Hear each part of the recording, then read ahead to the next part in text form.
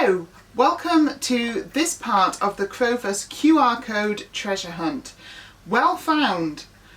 I'm not sure exactly how many you've found yet, but there will be 7 different QR codes out there with different videos on.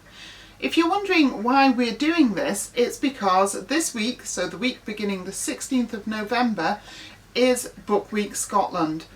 Book Week Scotland, along with everything else across the world, has had to go a little bit different this year because of coronavirus restrictions. And so Crowvus, who I am a part of, have decided to shuffle everything across online. So in the past we've had face-to-face events, but this year, as I say, due to coronavirus restrictions, we've moved all our events online. So welcome to this online event.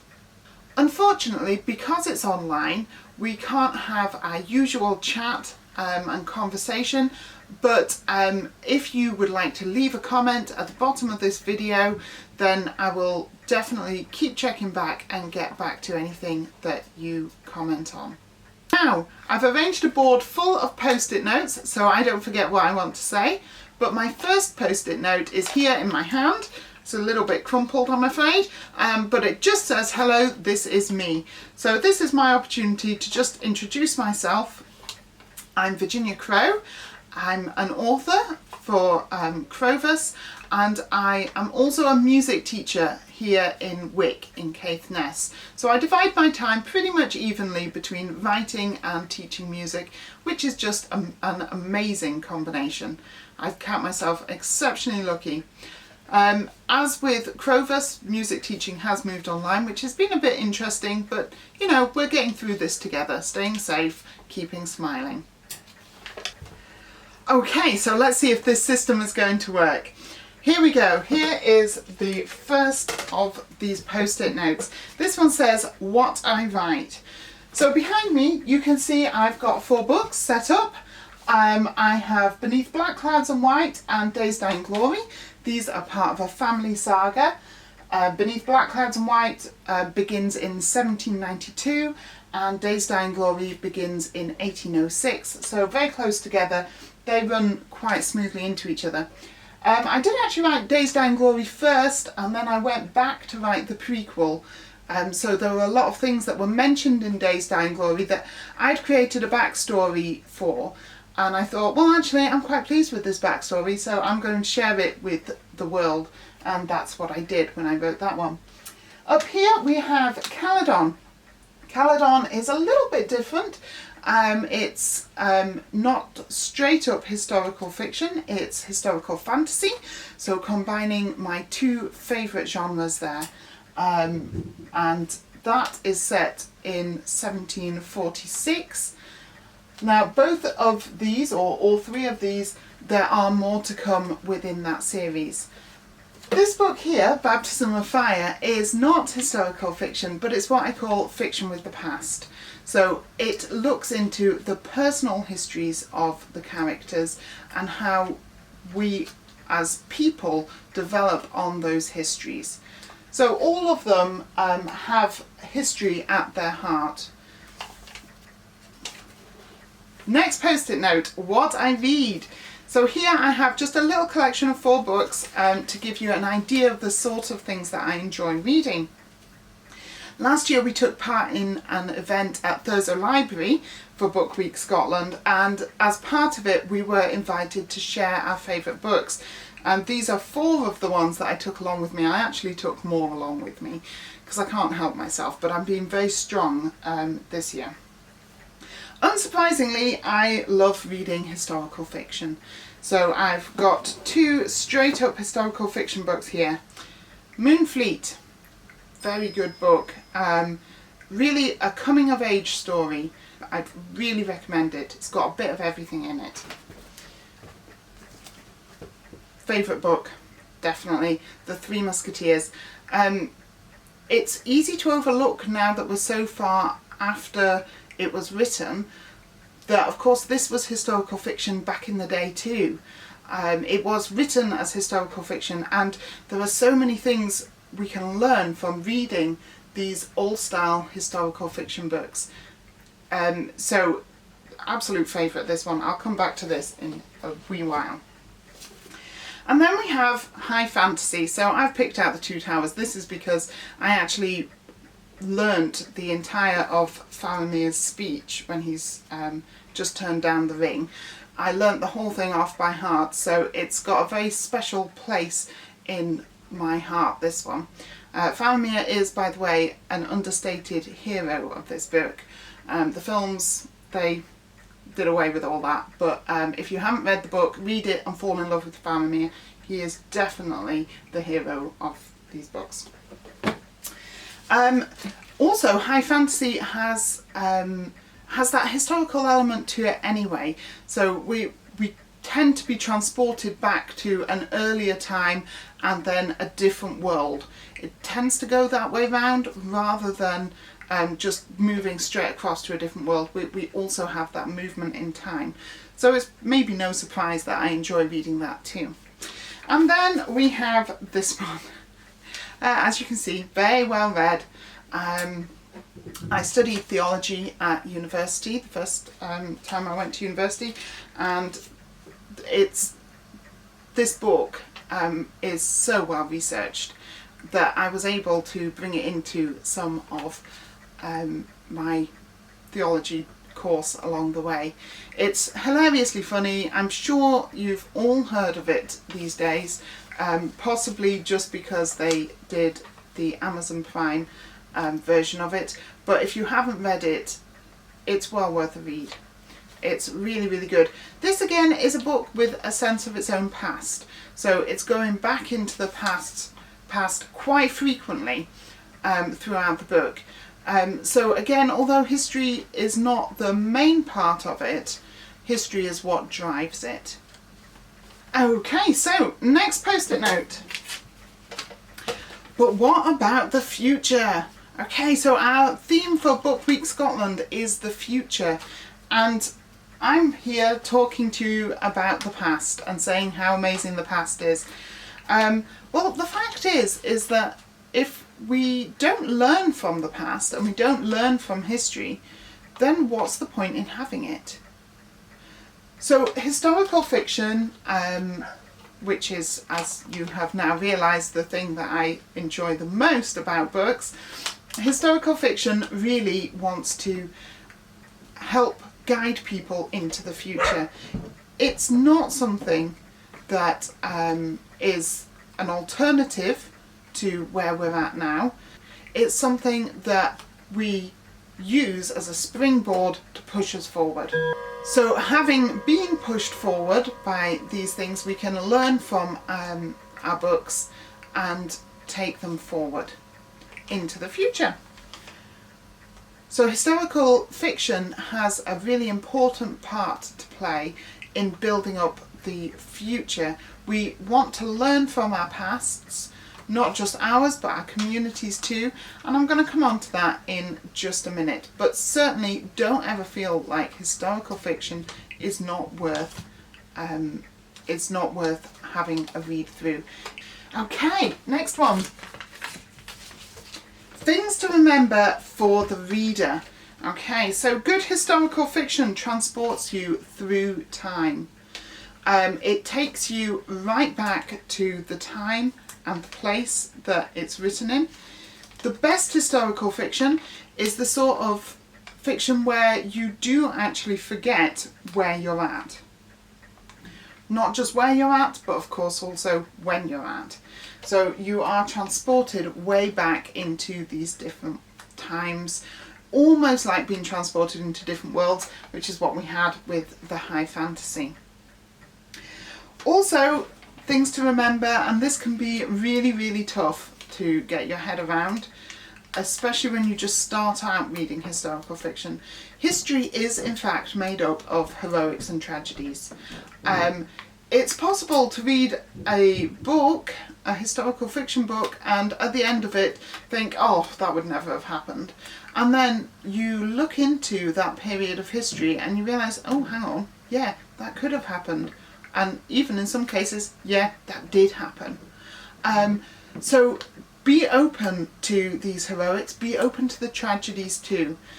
One of my favourite things about the Three Musketeers, which I mentioned earlier, is the fact that he didn't shy away from killing off characters.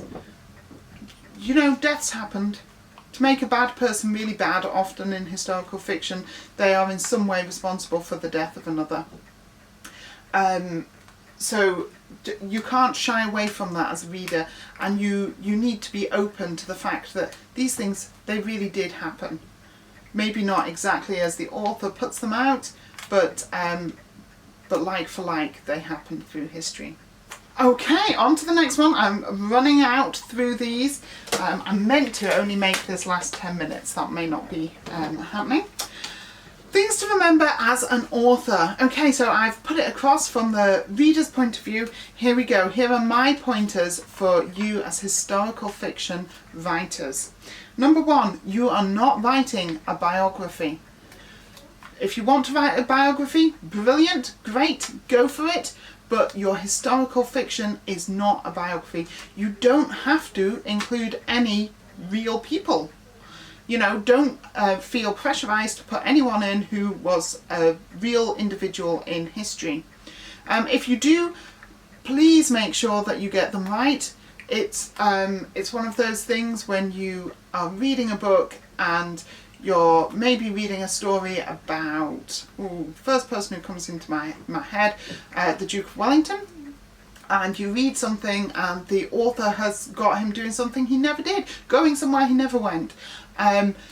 Don't try and get away with that. There are plenty of other people who went to the place you want him to have gone to. Bring them into it as well. There is a danger to highlighting the life of a very famous individual because so much is known about them. Maybe have a look at someone on a sidewards move in the structure and see what they did. And if there's a gap in their history, you can fill that in. Research is your friend. Okay, so I've heard some historical writers say that they don't like research, and that makes me want to weep. Research is so crucial to every book that I write.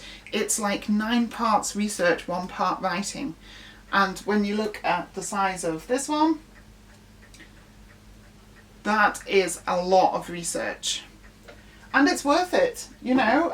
There are parts in that book that I am so proud of because I really did research them so thoroughly. Plus, it helps your reader get engaged. There are little subtle hints, like for example in Days Dying Glory, I actually went through loads of newspapers looking for exactly what I wanted so I could quote what day and date it was in the certain newspaper, and straight away that puts me as the writer into that time and place, which means that I can then put the reader into that time and place too. Go wide with your research. Don't just research the exact thing you wanted to find out. If you wanted to know what someone's horse was called, sticking with the Duke of Wellington there obviously, if you wanted to know what their horse was called, don't just look at that. Look and see what all the other horses were called. There could be a theme to that, and you could put that into that character and illustrate why they named their horses in such a way. Those sort of things are what make characters utterly 3D, and strong characters will create a strong book. You need the plot as well, obviously, but the characters can carry a plot through a book. If you don't have strong characters, you can have the most amazing plot, but you have no one to take it forward for you. So really think wide with your research in terms of places and people. Very important, as well as obviously time. Last point, sure, break the mould, but don't break history. So don't try and rewrite history unless you're open to creating a completely different outlook. Even my historical fantasy book, Caledon, everything that happens in there just gives a slightly different background to events that happened. I did not rewrite history for the sake of that book. The events that are listed in there as being genuine events are all exactly as they happened. Sometimes I credit them to people who were probably not responsible, but you don't know who was responsible anyway. So there we go, we're breaking the mould, but we're not breaking history. Now the reason this is important is because you never know where somebody's history fits in to the book you're writing. You want to appeal to anyone who has an interest in that period or time that you're writing about, or that location. And if you break history and you completely change it, you alienate those people. You run the risk of alienating your readers. As well as which, one of the really clever things about writing historical fiction is that you work your fiction around what existed. So by all means, break the mold. Take people, take your characters, your made up people, to places that you wanted them to go, and give them deeds that you believe they want to have. Create amazing heroics and tragedies for each character, but don't alter history to do that. If there's a gap in history, that's different. So again, thinking about Caledon, there are people in that book who are absolutely true, real people. The things they do in that book are not true and real. Well, or at least they're not there to find out about. And that's just the point. If someone's page suddenly becomes blank in history, then filling it in is a fine and almost clever, sensible thing to do as an historical fiction writer. Next point. Here we go. Finishing off an historical novel with a sense of future. Right, we're way back to the Book Week Scotland theme of future again. So, although historical fiction is obviously way back in the past, or maybe not way back, could be recent history, you want to leave your readers knowing that there is a future to come out of this book that they have just been reading. Examples, here we go. I'm pretty sure the last section of this, the very last line, won't spoil anything for anyone because there are no names in there. But this book finishes, the three men walked down the steps and through the oppressive city, each with a smile on his face, eager to embrace the futures which lay before them. Future, so important. Give your characters a sense of future. If they've made it to the end of your book, they deserve to have that future ahead of them. So remember to leave people, and this is such a biggie, this is what all my writing is about, with a sense of hope. Hope and the future should always be encouraged to go hand in hand, especially in writing. Sometimes in the real world, the two don't go hand in hand, and that's just so sad. But as an author or as a reader, you have the opportunity to put future and hope hand in hand. Take it, take that opportunity, because it is such an important thing for everyone as a human being. And the last one, because that one just says happy reading, but we'll get there in a minute. To round off, our future is built on our pasts. So without our pasts and the pasts of our communities, we can't hope to have the best from the future. So there's nothing wrong with looking back into historical fiction or historical fact and using that to create our future. In fact, actually, it's the sensible, it's the wise thing to do. So historical fiction, yes, you're going back into the past, you're going back in time, possibly with time travel, possibly not, but use that history to build upon for your future. It should always be forward-looking, not looking into the past. Historical fiction allows us to brush shoulders with the people who make our future possible. So we get a chance through historical fiction to actually explore the lives of these great people. We can learn from them, definitely, and we can also be inspired by them. And a lot of people who write historical fiction, myself included, have some hero within history, and that person has inspired them to write a book, maybe not with them in, but based on some of the events that happened to them. So we have this chance to actually brush shoulders with some of our favourite heroes from history, and not just the heroes, of course. We have the opposite side, we have our villains through history too. Remember, heroics can only exist when there are villains. You need a good villain in a story, so bear that in mind as you're writing too. Look at what's going on in the world that these people live in, and the villain may not be who we think it is with hindsight. You know, you can be creative with that. So the final post-it note. Happy reading! Obviously, I would love for you to read my books, and I would be delighted to enter into a conversation about any of the characters or the historical settings that feature in there.